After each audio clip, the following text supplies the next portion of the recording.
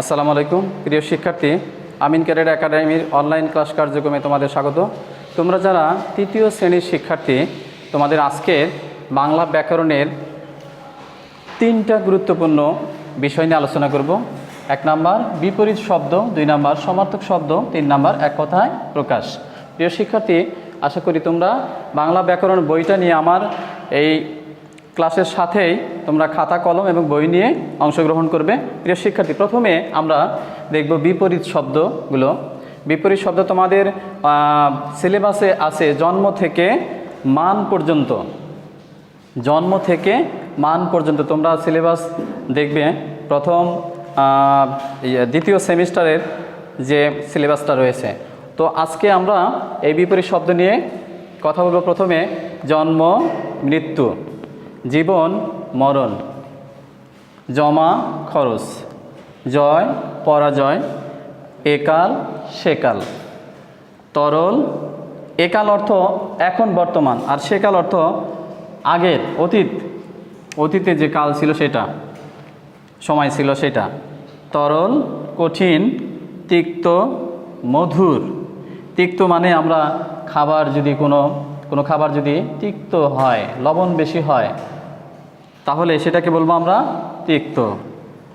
আচ্ছা, এছাড়াও কোনো বিষয় যদি আমাদের কাছে বিরক্তিকর হয় সেটা আমরা তিক্ত বলবো, এবং কোনো বিষয় যদি আমাদের কাছে আনন্দদায়ক হয় সেটাকে বলবো আমরা মধুর।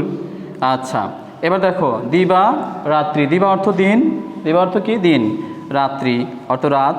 হর্ষ বিষাদ, হর্ষ অর্থ আনন্দ, আনন্দেরই একটা সমার্থক শব্দ হর্ষ। বিষাদ অর্থ বিষণ্ণতা, মন খারাপ, দুঃখ মনোভাব প্রকাশ করা এমন অবস্থা। হাসি কান্না, হ্রাস বৃদ্ধি। এরপরে দেখো হার জিত, নতুন পুরাতন, পাপ পুণ্য, প্রত্যক্ষ পরোক্ষ, প্রশংসা নিন্দা, বিধান মূর্খ, বন্ধু শত্রু, ভুল শুদ্ধ, মুখ্য গৌণ, মান অপমান। প্রিয় শিক্ষার্থী, বিপরীত শব্দ শেষ। এবার দেখো এই যে আলোচ্য বিষয়ের নিচে আমরা আন্ডারলাইন করেছি, এরপরে দেখো এখানে সমার্থক শব্দ লিখেছি। দেখো মূল শব্দ, এরপরে সমার্থক শব্দ। সমার্থক শব্দ দেখো প্রিয় শিক্ষার্থী, মূল শব্দের নিচে আছে মূল শব্দগুলো এবং তার সমার্থক শব্দ। তোমাদের পরীক্ষায় একটা করে সমার্থক শব্দ আসতে পারে অথবা 2টা করে সমার্থক শব্দ আসতে পারে, সেক্ষেত্রে আমি 2টা করেই সমার্থক শব্দ লিখে দিয়েছি। দেখো পদ্ম, কমল, পঙ্কজ। এরপরে পানি, জল, বাড়ি। পর্বত, এর সমার্থক শব্দ পাহাড়, ভূধর। পৃথিবী, এর সমার্থক শব্দ 2টি, ধরা, ধরণী। বন, এর সমার্থক শব্দ 2টি, কানন, অরণ্য। বায়ু, এর সমার্থক শব্দ 2টি, বাতাস এবং পবন। প্রিয় শিক্ষার্থী, প্রিয় শিক্ষার্থী দেখো বিধান, বিধান মূর্খ। বিধান অর্থ শিক্ষিত, তাই না? বিধান অর্থ কি শিক্ষিত।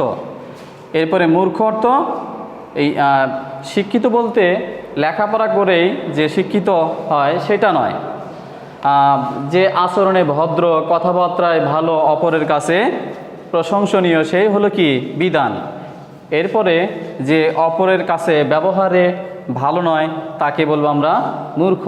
অনেকে শিক্ষিত হওয়ার পরেও মানুষের সাথে ভালো ব্যবহার করে না, মন্দ আচরণ করে, তখন তাদেরকে আমরা কি বলি, শিক্ষিত মূর্খ, তাই না?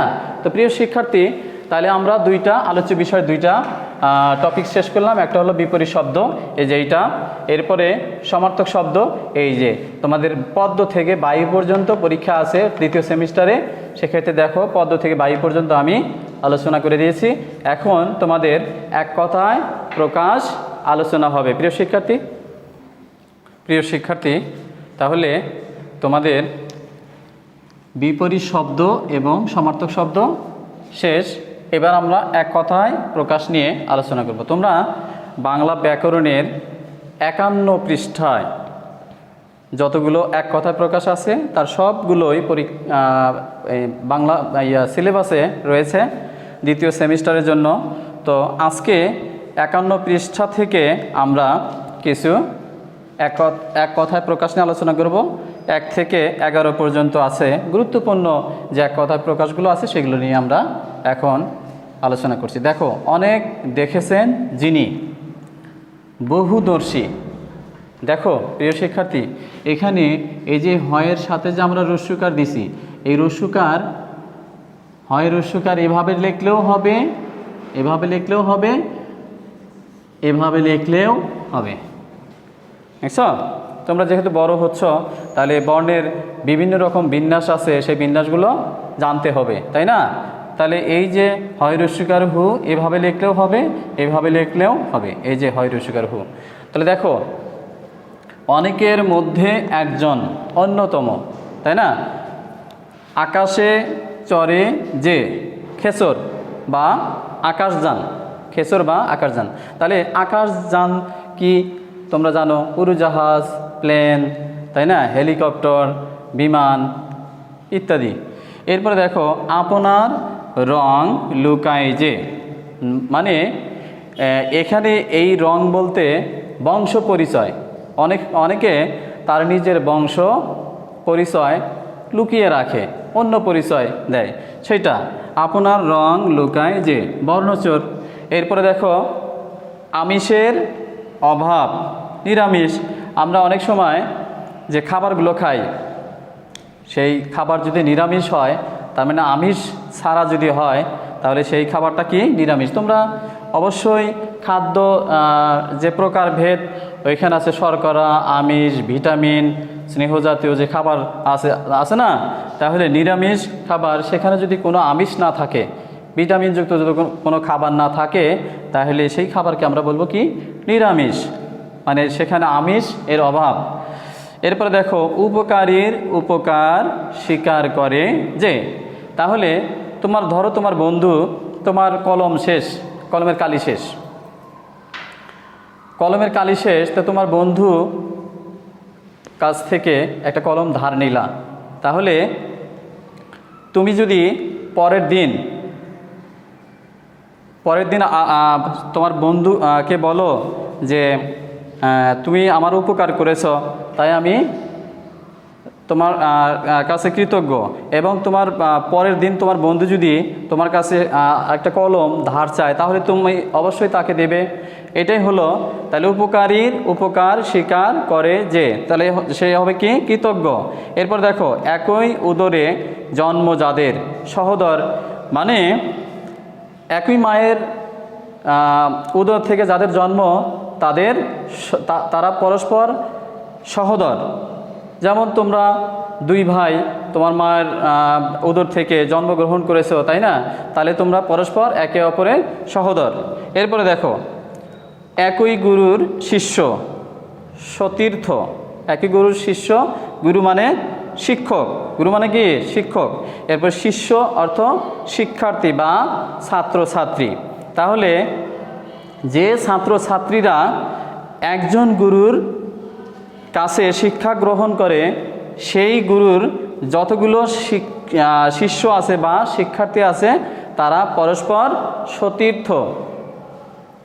যেমন তোমরা দুইজন ভাই যদি থাকো, তাহলে তোমরা একে অপরের ভাই, তাহলে সেই গুরুর কাছে যে শিক্ষার্থীরা থাকে তারা একে অপরের সতীর্থ, সহপাঠী, তাই না? এরপর দেখো, ঘোড়ার ডাক হেসা, নদী মাতা যার, নদীমাতৃক।